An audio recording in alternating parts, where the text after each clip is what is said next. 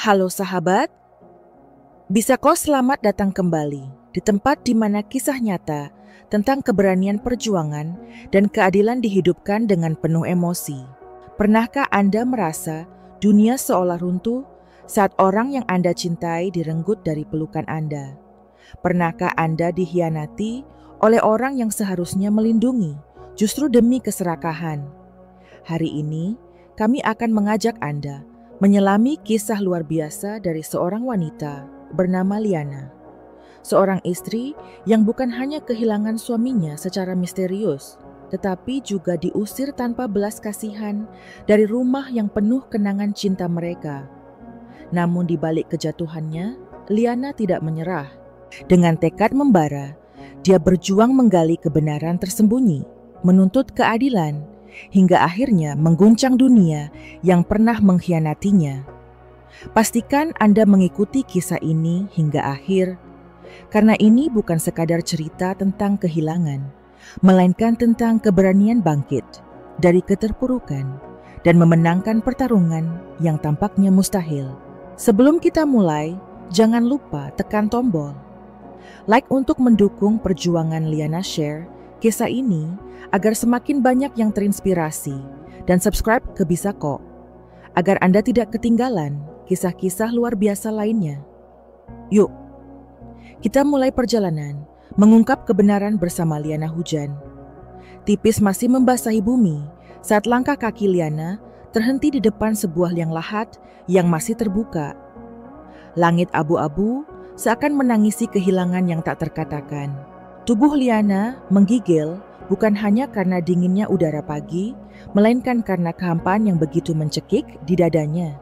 Di dalam peti kayu sederhana, itu berbaring sosok pria yang selama ini menjadi sumber kekuatannya. Rian suaminya, sahabatnya dunianya. Kini hanya tinggal jasad dingin yang tak lagi bisa tersenyum padanya. Liana, ayo kita harus mulai. Suara seorang lelaki dari belakang membuyarkan lamunannya. Itu suara Andi, sahabat lama, Rian. Suaranya pelan penuh, rasa hormat namun terasa begitu jauh di telinga Liana. Dengan tangan gemetar, Liana melangkah maju. Dia berlutut di tepi liang lahat, membiarkan ujung jarinya menyentuh tanah basah. Tangis yang selama ini ia tahan tumpah bercampur dengan hujan dan lumpur. Rian, bisiknya dengan suara parau. Aku janji akan menjaga semua impian kita. Aku janji. Namun di balik esakan pilu itu, tak semua wajah yang hadir menunjukkan belas kasihan. Dari kejauhan seorang wanita paruh, baya berdiri kaku di bawah payung hitam. Ibu Sita, ibu kandung Rian, sekaligus mertuanya. Tatapan wanita itu dingin, seolah upacara ini hanyalah formalitas tanpa makna. Tak ada linangan air mata, tak ada wajah berduka, yang ada hanya ketegasan seperti seseorang yang tengah menghitung waktu untuk segera mengakhiri sebuah kewajiban. Liana menatap sekilas perih menjalar di dadanya. Apakah hanya dia yang merasa kehilangan?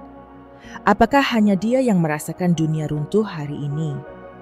Prosesi pemakaman berjalan cepat, terlalu cepat bagi Liana. Seolah semua orang ingin segera mengubur, bukan hanya tubuh Rian, tetapi juga kenangan tentangnya. Ketika tanah terakhir menutupi peti mati, Liana masih bertahan di sana, berlutut memejamkan mata, membiarkan dirinya larut dalam kesedihan. Hujan terus turun, membasahi tubuh kurusnya, yang tak peduli lagi pada dunia. Sudah Liana, suara Andi terdengar lembut. Ayo kita pulang. Liana mengangguk perlahan. Tapi sebelum berdiri, ia sempat menoleh ke arah Ibu Sita. Sekali lagi, perempuan itu kini tengah berbicara dengan beberapa kerabat bibirnya, bergerak cepat senyumnya tipis senyum yang tidak semestinya ada di hari pemakaman anaknya sendiri. Ada sesuatu yang aneh, sesuatu yang membuat bulu kuduk Liana meremang. Meski ia belum bisa menjelaskan apa itu. Dalam perjalanan pulang, suasana dalam mobil keluarga mencekam. Tak ada suara, hanya suara deru. Hujan yang sesekali terdengar. Liana duduk di sudut kursi, belakang mencoba menghapus air matanya secara diam-diam. Rina, kakak ipar perempuan, duduk di samping wajahnya, sama kerasnya seperti ibunya. Tak ada tangan yang mengusap bahu. Liana. Tak ada kata-kata penghiburan. Hanya keheningan yang dingin. Sesampainya di rumah besar itu, rumah yang penuh kenangan, bersama Rian Liana, merasa seolah sedang memasuki tempat asing. Aroma rumah yang dulu akrab kini terasa kaku pengap menekan dada. Belum sempat Liana melepas sepatunya, suara dingin ibu. Sita menggema dari ruang tamu. "Liana, kita perlu bicara." Liana menoleh, jantungnya berdegup kencang. Nada suara ibu Sita terdengar tak biasa. Ada ketegasan kaku di sana, bukan undangan untuk berbagi duka. "Iya Bu," jawab Liana dengan suara pelan, mencoba tetap sopan meski hatinya gelisah. Di ruang tamu, Ibu Sita duduk di sofa besar, dikelilingi oleh Rina dan suaminya Budi. Ketiganya memandang Liana seolah dia adalah orang asing yang tak diundang. "Liana," Ibu Sita memulai, suara nadanya seperti belati. "Sekarang Rian sudah tiada. Saya rasa tidak ada lagi alasan untuk kamu tinggal di sini." Darah Liana seakan membeku. Ia mengira akan diberi waktu untuk berduka, untuk menyembuhkan luka. Tapi ternyata baru saja pemakaman selesai, dia sudah diusir. "Maksud ibu?" Suara Liana nyaris tak terdengar. "Maksud saya jelas," potong ibu. Sita matanya menyipit. "Rumah ini milik keluarga kami. Rian sudah tiada. Kamu bukan bagian dari keluarga ini lagi." Kalimat itu menghantam dada Liana seperti palu godam. Air matanya kembali mengalir. Tapi kini bukan hanya karena duka. Ini adalah rasa terhina. Ditusuk saat luka masih menganga. "Bu, saya dan Rian membangun rumah ini bersama." Bisik Liana mencoba bertahan. "Jangan membual," potong Rina. Suaranya penuh ejekan. "Kamu datang ke sini tanpa apa-apa. Semua ini milik keluarga kami." Budi mengangguk dingin, seolah memperkuat serangan itu. Liana berdiri terpaku, seluruh dunia di sekelilingnya berputar. Orang-orang yang dulu ia anggap keluarga kini berubah menjadi serigala yang siap mengusirnya tanpa belas kasihan. Dengan tangan gemetar, Liana berbalik menahan tangis yang nyaris meledak. Ia lari ke kamar yang dulu ia tinggali. Bersama Rian menutup pintu dengan Lushin Hangfi, takut bat Chu Tieng Jong. Nau Chung seterotan Choje, Hojuai Choji Ngai Laptuch. Di dalam kamar Liana, jatuh tersungkur di lantai, menggenggam. Liontin berbentuk hati yang diberikan Rian di ulang tahun pertama pernikahan mereka. Ia menatap benda kecil itu seolah mencari jawaban. "Rian," bisiknya di antara isak tangis, "kan termeraa rekopsimuriwam sekejauh ini setelah kamu pergi." Tapi ruangan hanya membalas dengan keheningan sunyi yang membuat Liana merasa benar-benar sendirian di dunia ini. Dan di Huan Hach itu, di tengah kegelapan dan rasa hancur muncul secercah tekad dalam hati Liana.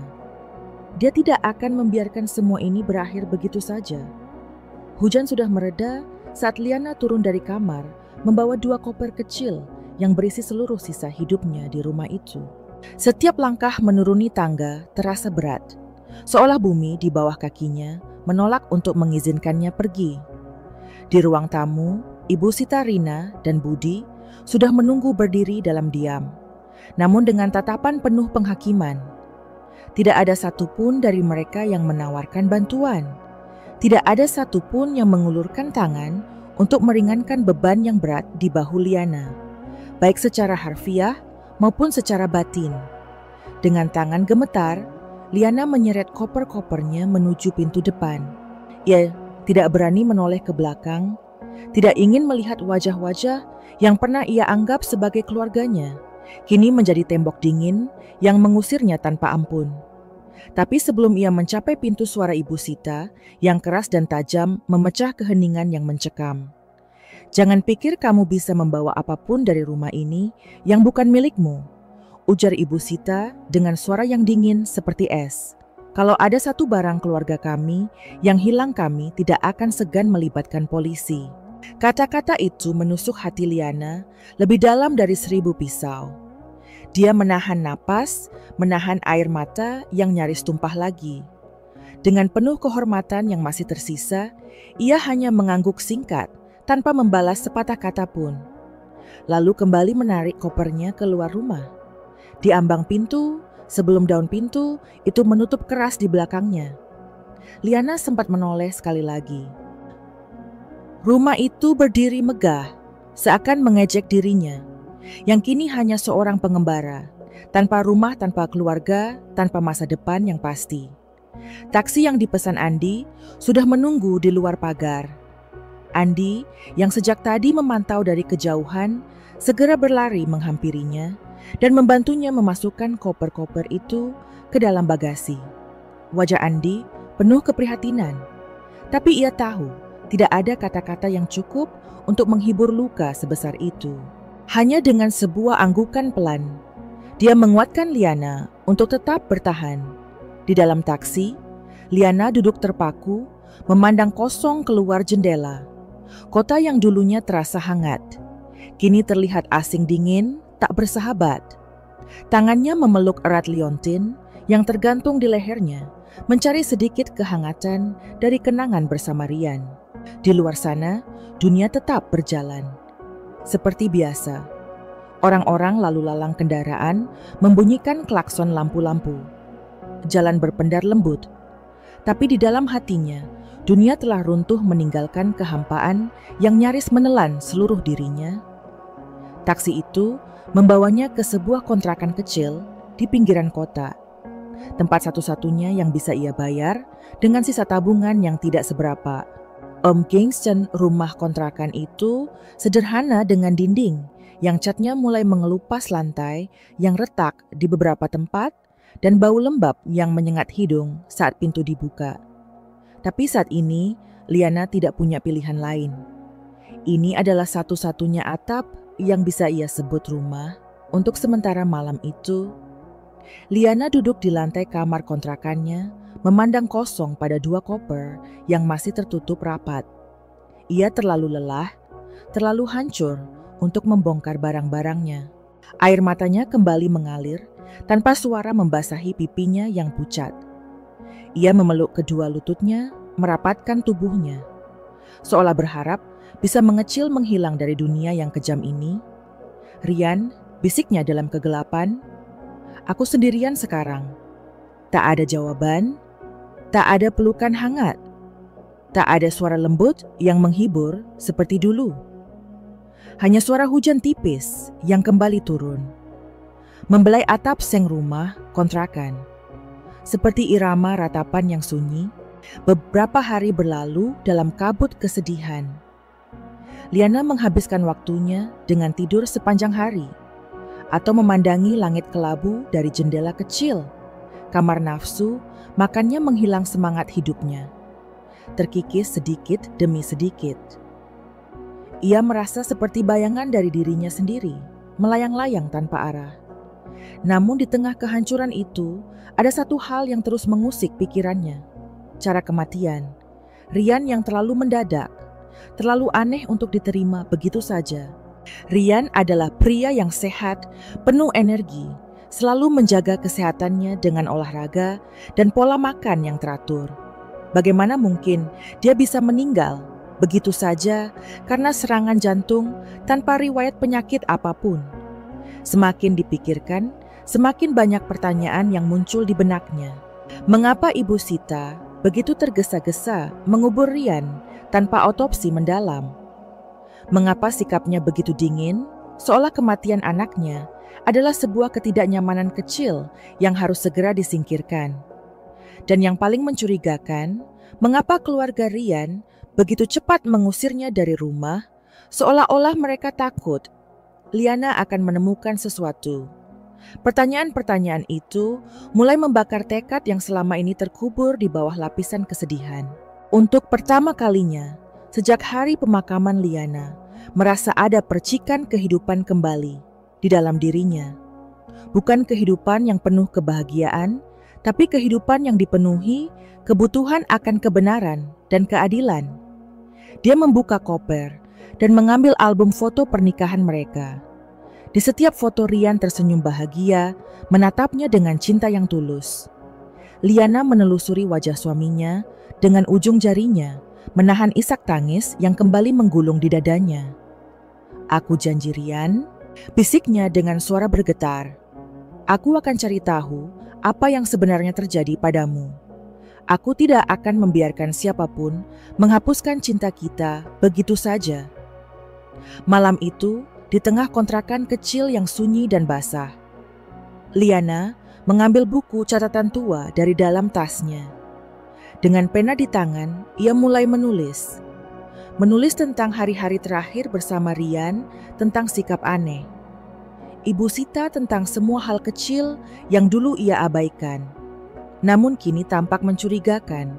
Setiap kalimat yang ditulisnya, setiap kenangan yang diurai terasa seperti benang merah yang perlahan mengungkap jalinan rahasia di balik tragedi yang menimpanya. Liana tahu jalan di depan tidak akan mudah. Dia tidak punya banyak uang, tidak punya banyak teman, dan hampir tidak punya tempat untuk bersandar. Tapi satu hal yang dia miliki, satu hal yang tidak bisa dirampas oleh siapapun, tekad. Tekad untuk menemukan kebenaran, untuk menuntut keadilan, untuk memastikan bahwa kematian Rian tidak akan sia-sia. Dan di dalam hatinya, di tengah segala ketidakpastian, Liana tahu satu hal dengan pasti, perjuangannya baru saja dimulai. Hari-hari berlalu dengan lambat di kontrakan kecil. Itu seperti waktu yang sengaja memperlambat langkahnya untuk menyiksa Liana. Setiap pagi ia terbangun dengan mata bengkak dan dada yang sesak, seolah mimpi buruk tentang kepergian Rian tidak pernah benar-benar usai. Di sekelilingnya hanya ada tembok-tembok kusam suara tetesan air dari keran bocor, dan keheningan yang nyaris membunuh dunia luar terasa jauh. Dan Liana merasa dirinya seperti hidup dalam dunia kecil yang remuk dan terasing. Ia mencoba mengisi hari-harinya dengan kegiatan sederhana, membersihkan kamar, memperbaiki tirai yang robek, mencuci baju-baju yang sudah menumpuk. Tapi di setiap sudut ruangan, di setiap benda kecil yang disentuhnya, selalu ada bayang-bayang Rian yang menghantui pikirannya. Ia teringat bagaimana dulu Rian selalu membantunya memasang tirai, selalu bercanda tentang betapa payahnya mereka dalam urusan rumah tangga. Kini semua kenangan itu terasa seperti luka yang terus terbuka berdarah. Setiap kali ia mencoba melangkah, tabungannya yang semakin menipis membuat Liana sadar bahwa ia harus segera bangkit. Tidak ada lagi Rian yang bisa menanggung semua beban. Tidak ada lagi keluarga mertua yang bisa diandalkan. Bahkan sebaliknya, mereka justru menjadi orang pertama yang menendangnya ke jalanan. Dengan berat hati, Liana mulai membuka kembali laptop lamanya, perangkat yang dulu ia tinggalkan saat memutuskan menjadi ibu rumah tangga penuh waktu, atas permintaan Rian dan secara halus tekanan dari ibu mertuanya. Malam itu, di bawah cahaya remang-remang lampu meja Liana, memperbarui resume lamanya. Tangan-tangannya gemetar, bukan hanya karena gugup, tetapi juga karena rasa malu yang membara. Ia merasa seperti kembali ke titik nol seorang wanita dewasa yang harus memulai segalanya dari awal sendirian. Namun di balik rasa takut itu, ada bara kecil di hatinya yang terus menyala, bara tekad untuk bertahan, untuk membuktikan bahwa ia bukan wanita lemah yang bisa diinjak-injak. Di sela-sela upayanya mencari pekerjaan daring, Liana tak bisa menghentikan pikirannya dari kembali pada hari-hari terakhir bersama Rian. Dan ada banyak hal yang kini tampak ganjil, hal-hal yang dulu ia abaikan karena rasa percaya buta. Misalnya beberapa minggu sebelum Rian meninggal, pria itu sempat mengeluh soal tekanan yang diterimanya dari keluarga, terutama dari ibunya sendiri. Rian jarang sekali membicarakan masalah keluarga. Namun malam itu, ia tampak berbeda lelah kesal dan sedikit ketakutan. "Aku capek, Liam," katanya waktu itu saat mereka duduk di balkon rumah. Ibu makin aneh. "Oma us bestit awan makinis ama morfu makin debes." Sudah aku takut ada yang salah. Liana kala itu hanya memeluk Ryan dan membujuknya untuk tidak terlalu memikirkan tekanan itu. Ia percaya bahwa semua masalah akan berlalu dengan waktu. Tapi kini, setelah semua yang terjadi, Liana menyesali ketidakpekaannya.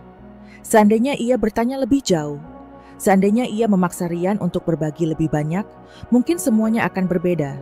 Pagi berikutnya, saat membersihkan koper, lamanya Liana menemukan sesuatu yang membuat jantungnya berdegup kencang.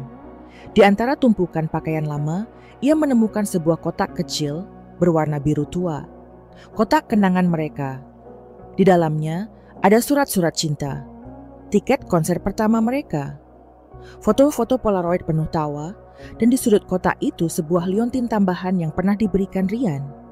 Tapi yang paling mengejutkan adalah sebuah flash disk kecil yang diselipkan di bawah lapisan kain beludru. Dengan jari bergetar, Liana mencolokkan flash disk itu ke laptopnya. Di dalamnya, ia menemukan folder berisi catatan-catatan keuangan dan beberapa dokumen aneh, termasuk bukti transfer dalam jumlah besar dari rekening Ryan ke sebuah rekening atas nama Usaha Keluarga Sukses. Nama yang tidak pernah ia dengar sebelumnya.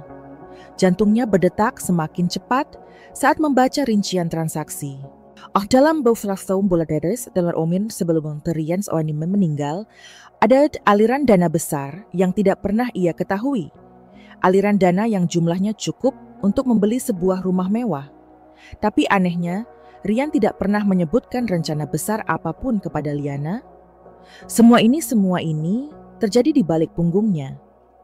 Liana mulai merasa bahwa intuisi gelapnya selama ini tidak salah. Ada sesuatu yang tidak beres. Sesuatu yang jauh lebih besar daripada sekadar kematian mendadak akibat serangan jantung. Epsunis kemulis membekros tatapan kecil nih.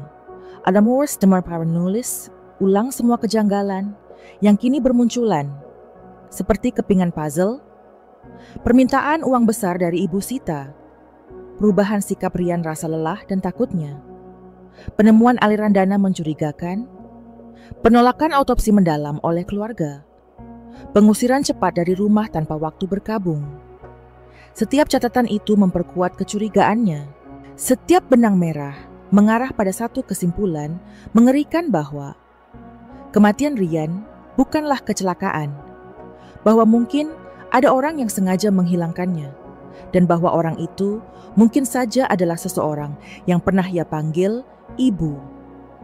Malam itu, Liana duduk diam di lantai, memandang kosong ke layar laptop yang menampilkan angka-angka transaksi itu.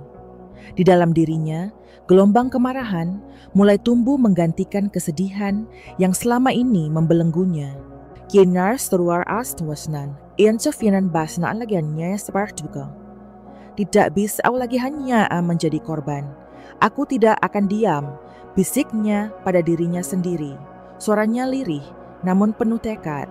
Ryan pantas mendapatkan keadilan, dan aku akan menemukannya walau harus melawan dunia sekalipun. Di luar hujan, kembali turun mengetuk jendela kecil kontrakannya. Tapi kini hujan itu tidak lagi terdengar seperti ratapan kesedihan. Di telinga, Liana hujan terdengar seperti irama perang. Perlahan dengan langkah, pasti Liana menulis rencana pertamanya mencari tahu lebih banyak tentang usaha keluarga sukses dan menelusuri kemana uang itu mengalir. Ini bukan sekadar pertarungan untuk kebenaran, ini adalah pertarungan untuk cinta yang telah dirampas darinya. Dan dalam hatinya, Liana bersumpah, kebenaran akan keluar dari kegelapan apapun risikonya. Suasana pagi itu begitu sunyi ketika Liana menyiapkan dirinya untuk kembali ke rumah mertuanya. Nah, hatinya berdebar kencang, pikirannya dipenuhi dengan kecemasan. Ia tahu dirinya tak lagi diterima di sana. Namun ia juga tahu bahwa masih ada barang-barang pribadi yang tersisa. Barang-barang yang berarti lebih dari sekadar benda barang-barang yang menyimpan kenangan tentang Ryan. Ia harus mengambilnya dengan atau tanpa restu keluarga mertuanya. Dengan langkah perlahan, namun pasti Liana berdiri di depan gerbang besar rumah yang dulunya ia panggil rumah. Tangannya menggenggam erat tali. Tasnya mencoba menahan getaran kecil yang mulai merambat di seluruh tubuhnya. Ia menekan bel dan tak lama kemudian Rina membukakan pintu. Tatapan wanita itu dingin. Bibirnya mengerucut dalam ekspresi tak ramah. "Ngapain kamu kesini lagi?" Suaranya tajam nyaris seperti tamparan. Liana menelan. "Luda berusaha tetap tenang.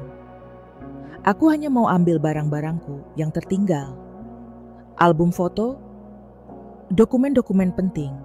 Aku tidak mengambil apapun milik keluarga," ujarnya dengan nada netral. Rina mendengus keras, namun akhirnya mempersilakan Liana masuk dengan gerakan tangan kasar. "Cepat, dan jangan macam-macam," ucapnya sebelum membalikkan badan dengan langkah berat. Liana melangkah masuk, matanya berkeliling, menyapu ruangan yang dulunya penuh tawa dan kehangatan. Kini hanya menyisakan udara dingin dan tatapan curiga. Ia langsung menuju kamar lamanya, mengabaikan tatapan menusuk dari Ibu Sita yang duduk di ruang tamu, seolah hendak membakar dirinya dengan mata itu. Saat memasuki kamar kenangan, membanjiri pikirannya. Ia teringat malam-malam penuh tawa bersama Rian, rencana-rencana kecil yang mereka bisikkan sebelum tidur. Impian-impian yang kini tinggal serpihan.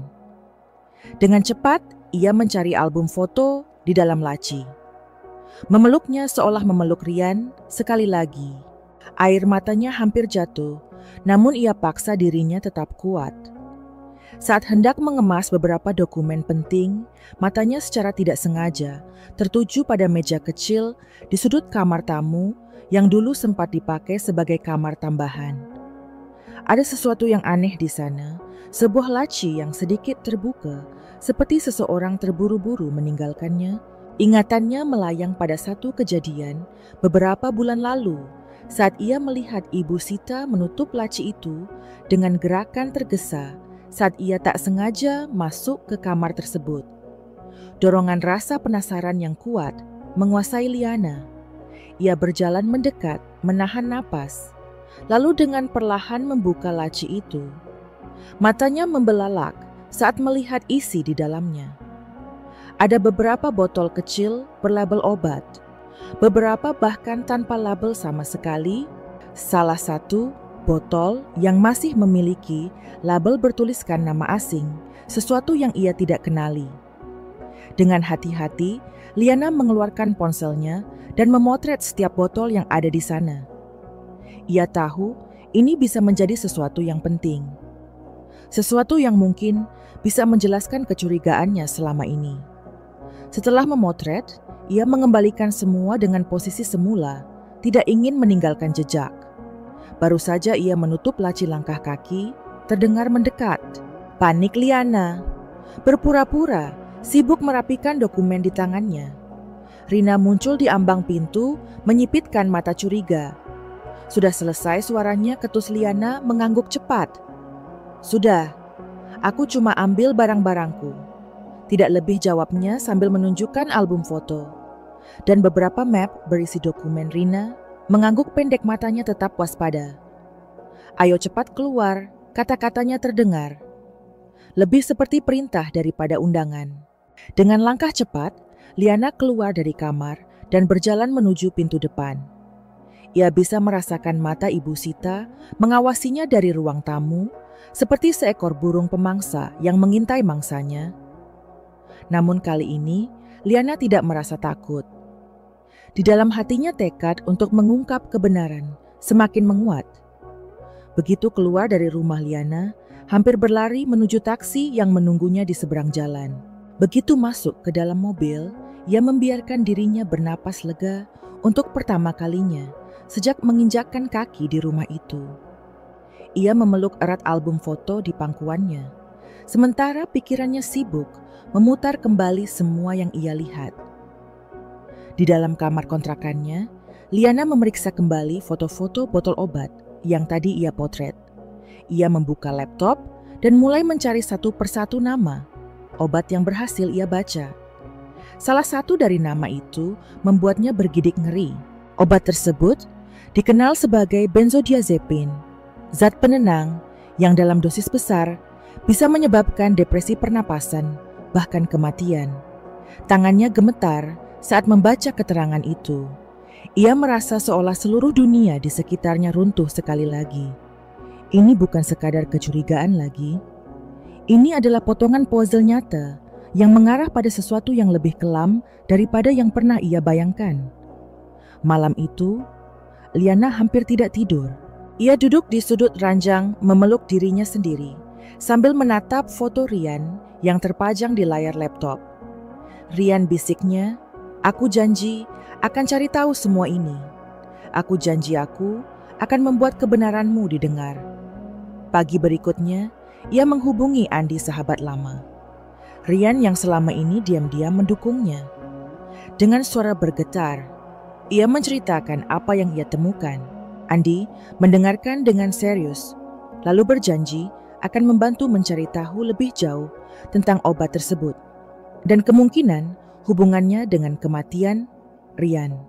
Semakin dalam, Liana menyelam ke dalam misteri ini, semakin ia yakin bahwa kematian suaminya bukanlah kebetulan. Ada sesuatu yang disembunyikan, ada kebenaran yang harus disingkap, walau itu berarti ia harus berhadapan langsung dengan orang-orang yang dulu pernah ia panggil keluarga. Dalam hati Liana tahu perjalanan ini tidak akan mudah, tapi kini ia tidak lagi sendirian dalam bayang-bayang ketakutan. Ia memiliki keberanian, ia memiliki tujuan, dan yang terpenting, ia memiliki janji kepada Rian, janji yang tidak akan pernah ia khianati. Dengan semangat baru, Liana menatap keluar jendela kecil. Kontrakannya, hujan telah berhenti. Matahari malu-malu mengintip dari balik awan. Mungkin untuk pertama kalinya, setelah sekian lama, harapan mulai menyelinap kembali ke dalam hidupnya. Beberapa hari setelah menemukan botol obat mencurigakan itu, Liana merasa dirinya semakin terdorong ke dalam arus penyelidikan yang tak lagi bisa ia hindari. Setiap malam ia duduk di lantai kamar kontrakan. Kecilnya membuka kembali foto-foto botol itu, mencatat semua informasi yang ia dapatkan, dan merangkai setiap petunjuk kecil yang mulai membentuk gambaran besar tentang apa yang mungkin telah terjadi pada Rian. Tapi semakin banyak yang ia temukan, semakin besar pula rasa takut yang merayap ke dalam hatinya. Ia sadar kebenaran yang sedang ia kejar bukanlah sesuatu yang bisa diungkap tanpa risiko. Pikiran tentang kemungkinan bahwa seseorang di dalam keluarga Rian terlibat dalam kematiannya membuat Liana hampir kehilangan akal sehat. Ia mencoba membujuk dirinya bahwa mungkin ini semua hanya kebetulan, bahwa tidak ada yang berniat jahat. Namun setiap kali ia mengingat ekspresi dingin Ibu Sita di hari pemakaman atau cara ia diusir tanpa belas kasihan dari rumah, keyakinannya bahwa ada sesuatu yang kelam tersembunyi di balik semua ini kembali menyala dengan kekuatan penuh. Satu malam, ketika hujan kembali mengetuk atap seng rumah kontrakannya, Liana membuat keputusan berani yang akan mengubah jalannya hidupnya. Ia harus kembali ke rumah mertuanya, bukan untuk berkonfrontasi, bukan untuk mengambil kembali apa yang menjadi miliknya, melainkan untuk mencari bukti. Bukti nyata yang bisa membuktikan bahwa kecurigaannya bukan hanya sekadar ilusi dari seorang janda yang putus asa.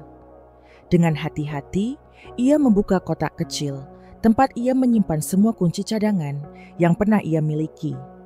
Di antara kunci-kunci itu, ia menemukan satu kunci tua berlabel pintu belakang.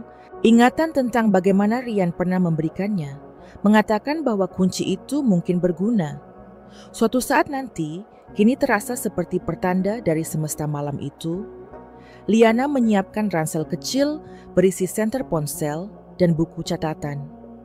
Ia mengenakan pakaian gelap sepatu ringan dan mengikat rambutnya ke belakang. Ia tahu apa yang akan ia lakukan berbahaya, tapi ia juga tahu ia tidak bisa lagi bersembunyi dalam ketakutan. Sekitar pukul 2 dini, hari saat kota mulai tertidur, dan hanya suara sesekali mobil lewat yang memecah keheningan Liana melangkah ke dalam kegelapan. Ia menyusuri gang-gang sempit dengan langkah cepat, namun hati-hati menyatu dengan bayang-bayang malam. Ketika akhirnya sampai di belakang rumah besar keluarga Rian, Ia berjongkok di balik pagar, mengamati sekeliling. Tidak ada tanda-tanda kehidupan. Lampu-lampu di dalam rumah sudah padam. Dengan napas ditahan, Liana menggunakan kunci cadangan itu. Bunyi klik halus terdengar ketika pintu terbuka. Ia melangkah masuk dengan hati.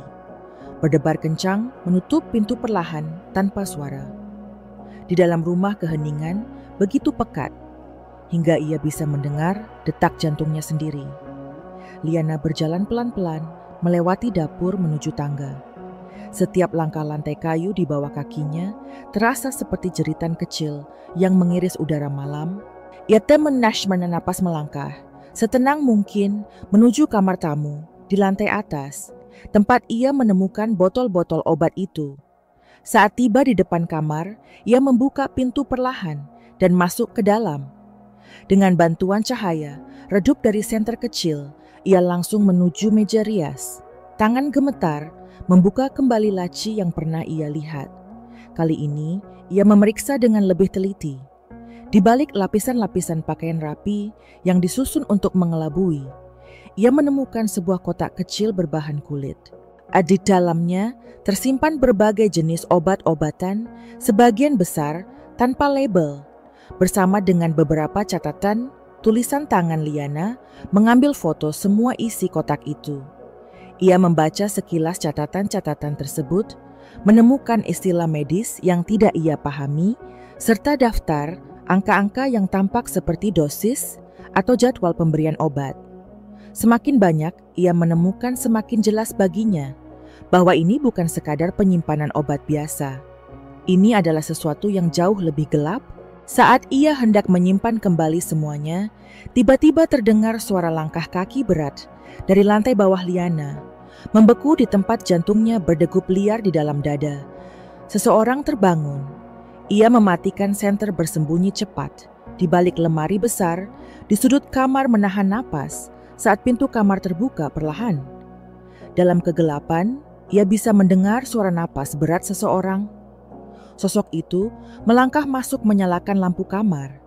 Sebentar menyapu ruangan dengan tatapan curiga. Liana menahan gemetar di kakinya, berdoa dalam hati agar tidak ketahuan. Sosok itu, Liana yakin, itu Budi berdiri sejenak, lalu mematikan lampu kembali dan menutup pintu. Butuh beberapa menit sebelum Liana berani keluar dari persembunyian. Ia tahu ia tidak bisa berlama-lama. Dengan cekatan ia menyelinap keluar kamar, menuruni tangga dengan perlahan. Ketika sampai di pintu belakang, ia kembali memastikan tidak ada yang melihat. Lalu berlari keluar dan menghilang ke dalam kegelapan malam. Begitu tiba di kontrakannya, Liana menjatuhkan diri ke lantai napasnya, memburu tubuhnya gemetar hebat. Namun di balik ketakutan yang hampir melumpuhkan itu, ada rasa lega yang besar. Ia berhasil membawa pulang bukti baru. Bukti yang mungkin akan menjadi kunci untuk mengungkap apa yang sebenarnya terjadi pada Rian. Dengan tangan gemetar, ia membuka laptop, memindahkan semua foto yang ia ambil. Ia memperbesar gambar-gambar catatan tulisan tangan. Itu mencoba membaca setiap kata. Salah satu catatan itu membuatnya membeku. Di sana tertulis jelas, dosis kecil campur dalam minuman. Tidak mencurigakan efek bertahap air mata menggenang di mata Liana. Tapi kali ini bukan karena kesedihan. Ini adalah kemarahan. Kemarahan yang membara lebih panas dari apapun yang pernah ia rasakan. Ia tahu kini dengan keyakinan penuh bahwa Rian tidak mati karena kecelakaan ia dibunuh. Secara perlahan, secara sistematis, oleh orang-orang yang seharusnya melindunginya. Dan sekarang Liana bersumpah di dalam hatinya. Ia tidak akan berhenti sebelum kebenaran ini dibuka di hadapan dunia. Tidak peduli berapa banyak ketakutan, tidak peduli berapa banyak rintangan, ia akan membawa keadilan untuk Rian, untuk cinta mereka yang telah direnggut dengan kejam. Pagi itu langit tampak lebih gelap dari biasanya, meskipun matahari sudah lama terbit. Liana duduk di kursi kayu reyot, di sudut kontrakannya, memandangi layar laptop yang masih terbuka, menampilkan foto-foto bukti yang ia kumpulkan malam tadi. Di dalam hatinya ketakutan dan kemarahan beradu, menciptakan kegelisahan yang membuat ia sulit berpikir jernih. Ia tahu dengan semua yang baru saja ditemukan, ia tidak bisa lagi bertindak sendiri. Ia butuh seseorang yang ia percayai, seseorang yang bisa membantunya melangkah lebih jauh ke dalam kegelapan ini. Pilihan itu hanya satu, Andi. Tanpa membuang waktu, Liana mengambil ponselnya dan mengetik pesan singkat kepada Andi. Isinya sederhana, namun penuh makna. Aku butuh bicara ini, penting tentang Rian. Bisa ketemu hari ini? Tidak sampai 5 menit kemudian balasan datang. Di kafe biasa jam 11 aku tunggu. Hati Liana sedikit tenang. Setidaknya ia tidak sendirian dalam perjuangan ini. Tepat pada waktunya, Liana tiba di sebuah kafe kecil yang terletak di pinggir jalan utama kota. Tempat itu dulunya sering mereka kunjungi, tempat di mana Rian, Liana, dan Andi sering menghabiskan sore, membahas mimpi-mimpi masa depan. Kini tempat itu menjadi saksi bisu dari perjuangan mencari keadilan untuk seseorang yang telah tiada. Andi sudah menunggunya di sudut ruangan mengenakan jaket abu-abu dan topi sederhana. Wajahnya menunjukkan kelelahan, tapi juga tekad yang sama, kuatnya dengan yang Liana rasakan. Begitu melihat Liana, Andi berdiri dan mempersilakannya duduk. Kemudian awanat kasih kata basa-basi. Mereka mau tahu suatu mereka berfadas dan musuh mereka tidak kecil. Liana membuka ransel kecilnya, mengeluarkan laptop, dan memperlihatkan semua foto yang berhasil ia kumpulkan.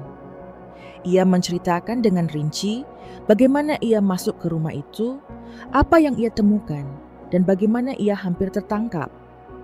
Andi mendengarkan dengan serius, matanya menyipit. Setiap kali Liana menunjukkan sesuatu yang baru. Saat membaca catatan tentang dosis kecil campur dalam minuman, Andi menahan napas panjang. Wajahnya mengeras tinjunya, mengepal di atas meja. Ini gila, bisiknya dengan suara parau. Ini bukan cuma kecelakaan, Li. Ini pembunuhan berencana. Liana mengangguk perlahan, matanya berkaca-kaca. Aku tahu, tapi aku tidak tahu harus mulai dari mana. Aku tidak punya pengalaman. Aku cuma ingin kebenaran, jawabnya dengan suara bergetar. Andi berpikir sejenak sebelum akhirnya berkata dengan mantap. Kita butuh bukti kuat, sesuatu yang tidak bisa disangkal. Kalau cuma foto dan catatan ini, mereka bisa bilang kamu ngarang. Kita butuh saksi atau bukti medis. Liana teringat sesuatu. Waktu itu dokter yang memeriksa. Rian bilang kalau autopsi tidak dilakukan penuh, hanya pemeriksaan luar. Karena keluarga menolak autopsi lebih dalam. Mungkin kalau kita bisa minta pendapat ahli forensik lain, mungkin bisa ada cara untuk memeriksa. Kembali Andi mengangguk cepat, matanya mulai bersinar dengan ide baru. Aku kenal seseorang. Dulu waktu aku kerja di proyek keamanan, aku pernah bantuin kasus kecil. Ada dokter forensik yang jujur nggak bisa disuap. Namanya Dr. Hadi. Aku bisa coba hubungi dia. Liana merasa secercah harapan muncul di tengah keputusasaan. Ia menggenggam tangan Andi di atas meja untuk pertama kalinya. Sejak lama merasa ada seseorang yang benar-benar berpihak padanya. Terima kasih, Andi. Kalau tanpa kamu, mungkin aku udah menyerah dari kemarin. Andi tersenyum tipis, namun dalam tatapannya ada kesungguhan yang tak terbantahkan. Kita berdua yang kehilangan Rian, Li. Aku juga mau tahu siapa yang bertanggung jawab. Dan aku gak akan biarin kamu jalan sendiri. Hari itu mereka mulai menyusun rencana kecil mereka.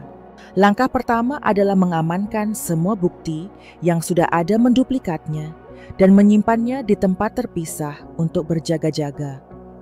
Langkah kedua, mencari kontak dengan Dr. Hadi dan meminta analisis ulang terhadap kemungkinan adanya zat berbahaya dalam tubuh Rian. Meskipun itu berarti harus menggali laporan lama yang sudah dianggap selesai. Malamnya Liana dan Andi duduk berdampingan di kontrakan kecil itu, menyusun daftar saksi yang mungkin bisa dimintai keterangan, bahkan sekecil apapun. Mereka mencari nama-nama tetangga, teman kerja Rian, bahkan pegawai rumah tangga lama yang mungkin tahu sesuatu. Semuanya ditulis rapi di dalam sebuah buku. Catatan baru buku perjuangan mereka. Di sela-sela diskusi, Liana sempat terdiam, menatap kosong ke jendela kecil yang hanya memperlihatkan langit gelap bertabur bintang samar. "Kamu tahu, Andi, kadang aku takut," ucapnya pelan, suaranya nyaris tak terdengar. "Aku takut kalau semua ini gak cukup. Kalau pada akhirnya semua yang kulakukan sia-sia." Andi memandangnya dalam-dalam sebelum menjawab dengan suara tenang, namun penuh keyakinan. "Yang penting, kamu sudah berjuang. Lirian pasti bangga sama kamu. Aku pun bangga. Dan kita belum kalah. Perjalanan masih panjang, tapi kita nggak sendiri." Liana mengangguk perlahan, merasakan kehangatan di dalam hatinya yang sudah lama membeku. Untuk pertama kalinya, sejak tragedi itu, ia merasa bahwa hanya mungkin masih ada secercah keadilan di dunia ini. Sebelum tidur, ia menatap lama liontin kecil berbentuk hati yang tergantung di lehernya. Ia memejamkan mata, merasakan kehadiran Rian dalam hatinya. "Aku janji Rian, aku gak akan berhenti. Aku akan lawan mereka. Aku akan ungkap semuanya demi cinta kita yang tidak pernah padam." Malam itu, di bawah langit kelam dan udara dingin yang menusuk dua jiwa yang terluka, mulai bergerak perlahan menuju kebenaran yang selama ini tersembunyi di balik topeng kebohongan. Perjuangan mereka baru saja dimulai dan tidak ada lagi jalan untuk mundur. Pagi itu udara terasa berat saat Liana berdiri di depan cermin kecil. Di kontrakannya menatap bayangan dirinya sendiri dengan sorot mata yang berbeda. Tak ada lagi wanita lemah yang hanya bisa menangis dalam diam. Yang berdiri di hadapannya kini adalah seseorang yang siap menghadapi badai apapun risikonya. Ia tahu waktunya telah tiba untuk melangkah ke tahap berikutnya dari perjuangannya. Ia harus menghadapi Ibu Sita secara langsung, membawa bukti-bukti yang ia kumpulkan dan mengguncang tembok kebohongan yang telah dibangun begitu kokoh di sekeliling keluarga itu. Dengan ransel kecil berisi salinan catatan obat, foto-foto, dan rekaman yang sempat ia kumpulkan bersama Andi, Liana menaiki ojek menuju rumah besar itu, sepanjang perjalanan jantungnya berdetak liar bercampur aduk antara ketakutan dan tekad. Ia tahu konfrontasi ini berbahaya.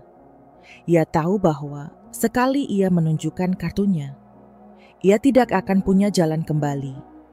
Tapi ia juga tahu bahwa ia tidak bisa terus bersembunyi dalam bayang-bayang. Saat sampai di depan pagar rumah besar itu, Liana berhenti. Sejenak mengatur napas. Rumah itu tampak sama seperti terakhir kali ia tinggalkan megah, namun dingin penuh rahasia. Ia menekan bel, suara ketukan pintu terdengar menggema di dalam. Beberapa menit kemudian Rina membuka pintu tatapannya. Langsung mengeras begitu melihat siapa yang berdiri di ambang pintu. "Apalagi kamu kesini?" Suaranya ketus penuh kecurigaan. "Aku ingin bicara dengan ibu," jawab Liana, suaranya datar namun tegas. "Soalnya, ibu ini penting." Rina menatapnya beberapa detik, tampak menimbang-nimbang sebelum akhirnya membuka pintu lebih lebar dan membiarkannya masuk. Tanpa sepatah kata pun, Liana melangkah masuk, merasakan hawa dingin menyelimuti tubuhnya. Rumah itu terasa seperti perangkap, tapi ia menegakkan punggungnya, memaksa dirinya. Tetap tenang. Ibu Sita sedang duduk di ruang tamu, mengenakan pakaian rapi berwarna gelap. Wajahnya tetap tenang, tapi dari sorot matanya, Liana bisa melihat kewaspadaan. Ia duduk perlahan, menatap Liana dengan pandangan menghakimi. "Apa yang mau kamu bicarakan?" tanyanya, suaranya datar, seperti baja Liana. Menarik napas panjang, mengeluarkan salinan foto, botol obat, dan catatan dosis dari dalam ranselnya, lalu meletakkannya di meja di hadapan Ibu Sita. Tangannya sedikit gemetar, tapi matanya tidak beralih barang sedetik pun dari wanita di depannya. "Aku menemukan ini," kata Liana. Suaranya rendah tapi penuh kekuatan. di laci kamar tamu. Aku tahu apa artinya ini, Bu. Aku tahu ini bukan kebetulan.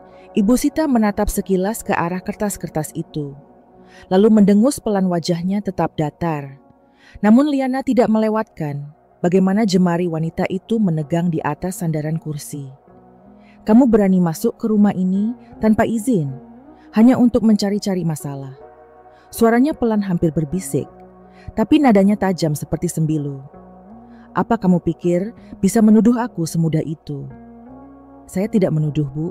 Saya hanya mencari kebenaran, jawab. Liana menahan gejolak emosi di dalam dadanya. Rian layak mendapatkan itu, dan saya juga layak tahu apa yang sebenarnya terjadi. Suasana di dalam ruangan mendadak menegang Rina. Berdiri di sudut ruangan, matanya menyipit seolah siap melompat membela ibunya kapan saja. Tapi Liana tidak mundur. Ia tahu bahwa inilah saatnya mendorong batas, memecahkan pertahanan mereka. Saya punya lebih dari ini, lanjut Liana. Kini nadanya lebih tajam. Saya punya rekaman suara Rian sebelum dia meninggal. Rekaman yang menyebutkan tekanan dan ancaman. Saya juga punya bukti transfer uang dalam jumlah besar dari rekening Rian ke rekening yang tidak jelas. Yang semuanya terjadi sebelum dia meninggal. Tatapan Ibu Sita berubah. Untuk pertama kalinya, ada kilatan ketakutan melintas di matanya, meski cepat sekali menghilang. Namun Liana melihatnya, dan itu memberinya kekuatan baru. Kalau ibu tidak mau menjelaskan semuanya dengan baik-baik, sekarang saya akan serahkan semua ini ke polisi, kata Liana. Suaranya dingin dan tegas. Saya sudah siap, saya sudah tidak takut lagi. Untuk beberapa detik panjang ruangan itu hanya diisi oleh suara detak jarum jam dan napas berat. Ibu Sita menatap Liana dengan mata tajam, seolah mencoba menembus benteng tekadnya. Tapi Liana tidak berkedip, tidak mundur sedikit pun.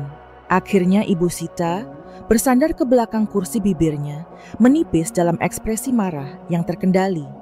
Kamu pikir dengan bukti recehan seperti itu, kamu bisa menjatuhkan aku, katanya dingin. Dunia ini tidak sehitam putih itu, Liana. Kamu terlalu naif. Saya tidak peduli seberapa kuat, ibu balas Liana, masih menjaga nada suaranya tetap stabil. Saya hanya peduli pada satu hal, keadilan untuk Rian. Dan saya akan melakukannya dengan atau tanpa persetujuan ibu. Ibu Sita tersenyum tipis, senyum yang tidak sampai ke matanya. Senyum penuh ancaman. Kamu akan menyesal, bisiknya. Dunia ini keras, Liana. Orang seperti kamu tidak akan bertahan lama. Liana berdiri, merapikan ranselnya dengan gerakan pelan, tapi pasti. Ia menatap Ibu Sita, dalam-dalam mengunci pandangannya. Kita lihat saja, Bu, kata Liana pelan. Kita lihat siapa yang bertahan lebih lama. Dengan langkah tenang, ia berjalan keluar dari rumah, itu meninggalkan suasana yang membeku di belakangnya. Begitu pintu tertutup, Liana melepaskan napas panjang yang ia tahan selama ini. Tangannya masih sedikit gemetar, tapi dalam hatinya ia merasa lebih kuat dari sebelumnya. Ia tahu perang telah dimulai. Tapi untuk pertama kalinya sejak tragedi itu, Liana merasa ia tidak lagi berjalan dalam kegelapan. Ia harus bawa opor semiksil, opor kebenaran. Dan ia tidak akan membiarkannya padam sampai semua topeng kebohongan itu terbakar habis malam itu setelah konfrontasi sengit di rumah Ibu Sita. Liana kembali ke kontrakannya dengan tubuh lunglai, namun hati yang tetap menyala. Ia tahu ia sudah mengambil langkah besar, langkah yang berani sekaligus berbahaya. Ancaman Ibu Sita masih bergema di telinganya, penuh racun dan kemarahan. Namun Liana tidak membiarkan rasa takut menguasai pikirannya. Ia paham satu hal semakin besar, tekanan yang diberikan kepadanya. Semakin besar pula peluang bahwa ia sedang berada di jalur yang benar. Liana menghabiskan sisa malam itu, duduk di lantai dengan laptop di pangkuannya, meninjau kembali semua bukti yang telah ia kumpulkan. Setiap foto, setiap rekaman, setiap catatan, ia buka dan periksa ulang. Ia tahu untuk bisa membawa kasus ini ke hadapan hukum, Ia membutuhkan sesuatu yang tidak terbantahkan, sesuatu yang bukan hanya mencurigakan, tetapi benar-benar mengikat pelaku kepada kejahatan itu. Saat memutar ulang rekaman suara Rian untuk kesekian kalinya, tiba-tiba Liana terpaku. Ada satu bagian percakapan yang selama ini terlewat dari perhatiannya. Dalam rekaman itu, setelah suara Rian berbicara tentang tekanan dari ibunya, terdengar suara samar, seolah bisikan tergesa-gesa yang sebelumnya tenggelam di antara deru.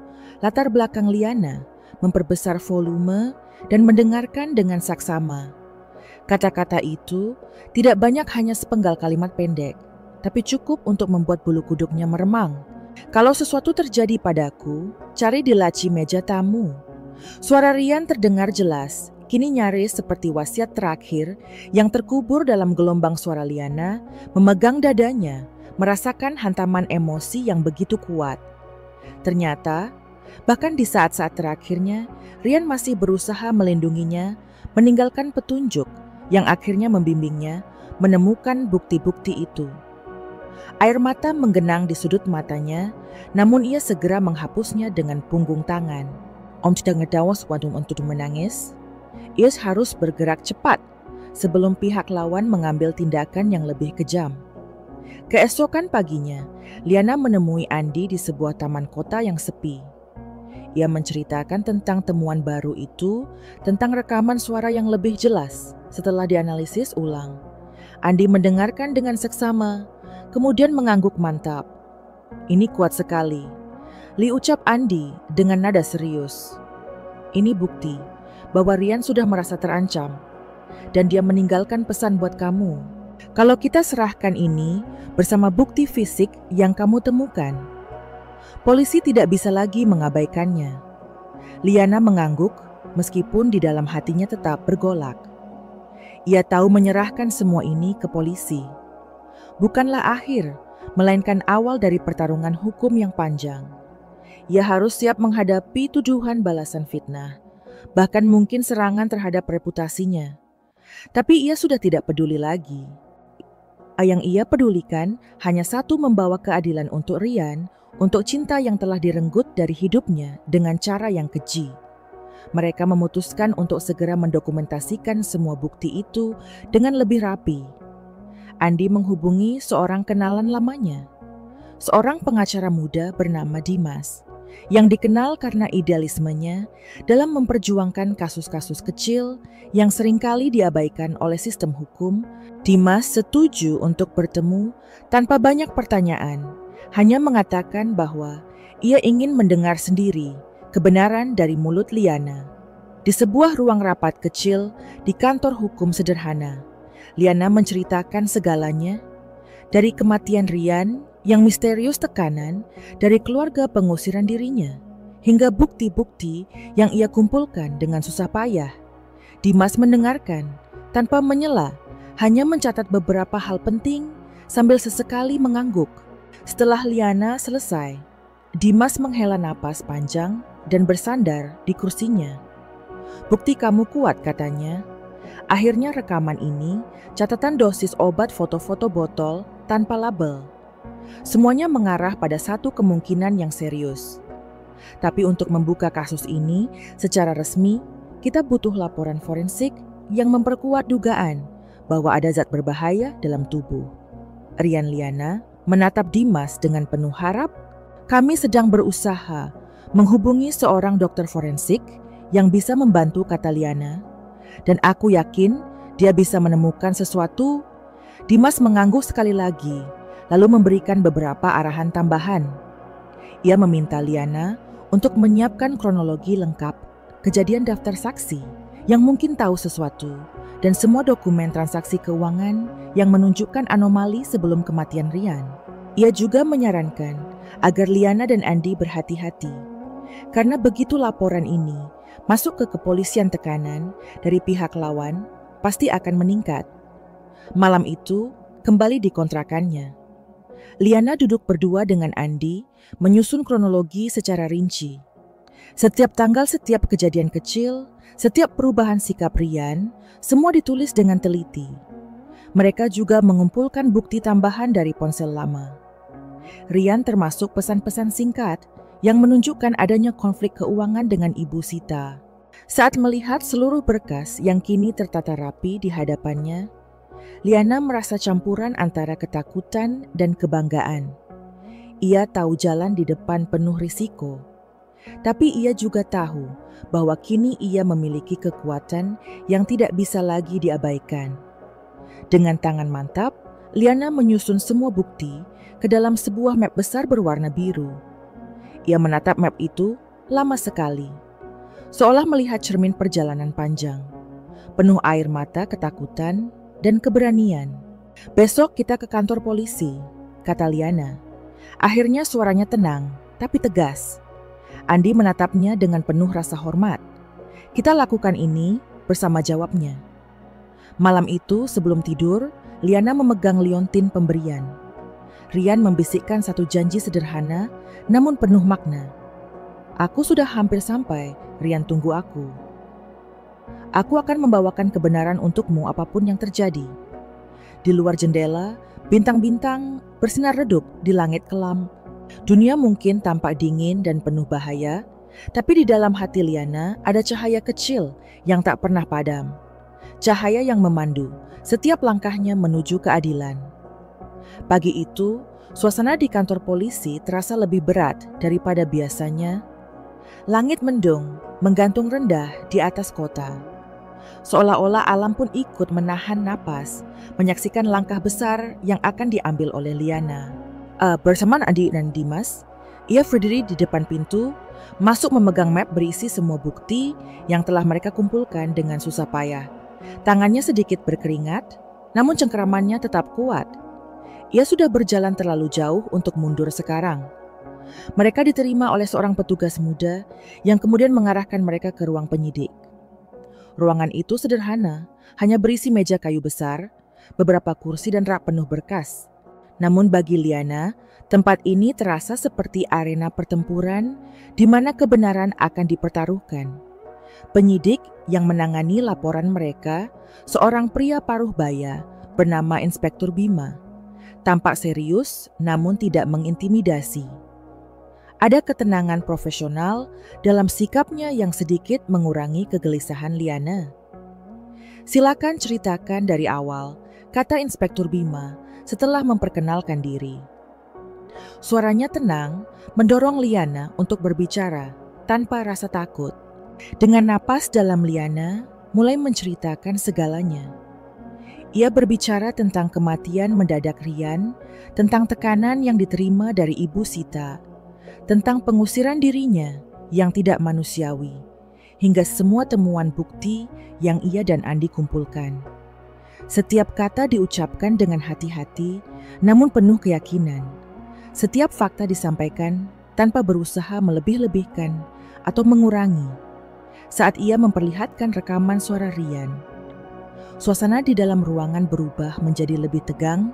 Inspektur Bima menyimak dengan seksama, wajahnya semakin mengeras saat mendengar suara ancaman samar dari Ibu Sita di balik rekaman itu. Ketika Liana menunjukkan foto-foto botol obat tanpa label dan catatan tentang dosis, Inspektur Bima mencatat sesuatu dengan cepat di buku catatannya. Setelah semua bukti dipresentasikan, Inspektur Bima mengangguk pelan. "Ibu punya keberanian luar biasa, Bu Liana," katanya dengan nada menghargai. "Dan bukti-bukti ini saya akui sangat mencurigakan. Kami akan memuai penyelidikan resmi. Tapi saya harus memperingatkan, proses ini bisa panjang dan penuh tekanan. Apakah Anda siap?" Liana mengangkat dagunya, menatap lurus ke mata Inspektur Bima. "Saya sudah siap," jawabnya tegas. "Saya hanya ingin keadilan untuk suami saya." Setelah laporan resmi dibuat, Inspektur Bima menjelaskan bahwa mereka akan segera mengajukan permintaan ekshumasi terhadap jenazah Rian untuk pemeriksaan forensik lebih mendalam, khususnya mencari jejak zat yang ditemukan di bukti obat-obatan. Mereka juga akan memanggil Ibu Sita dan anggota keluarga lainnya untuk dimintai keterangan. Liana merasa campuran antara lega dan ketakutan. Ia tahu bahwa pertempuran baru saja dimulai.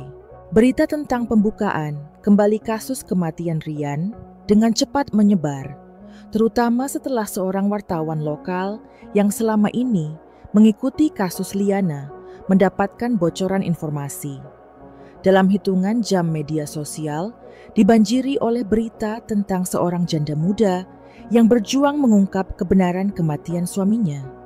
Sebagian besar publik menunjukkan simpati dan kekaguman terhadap keberanian Liana, namun tidak sedikit pula yang mencibir menuduhnya mencari sensasi atau mengincar harta. Liana belajar untuk tidak membaca komentar-komentar itu.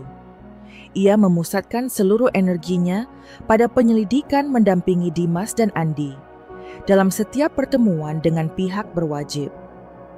Setiap kali dipanggil untuk memberikan pernyataan tambahan, ia datang dengan penuh kesiapan menjawab setiap pertanyaan dengan jujur dan konsisten.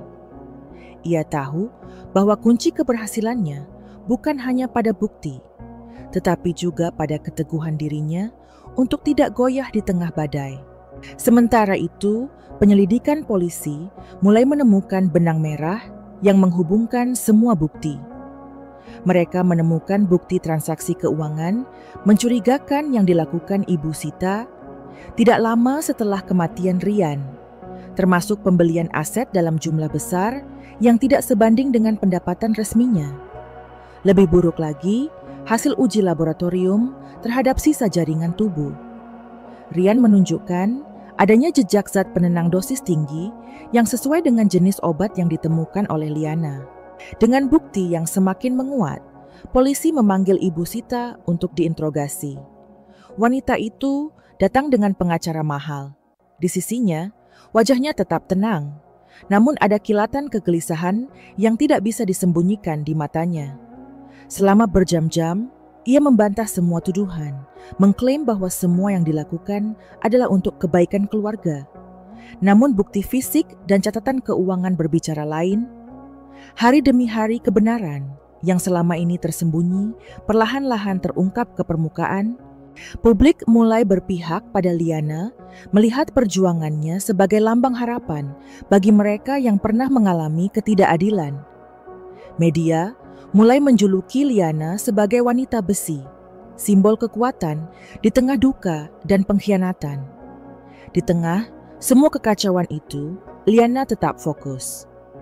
Ia tidak pernah melupakan tujuan utamanya, membela cinta yang telah ia dan Rian bangun bersama.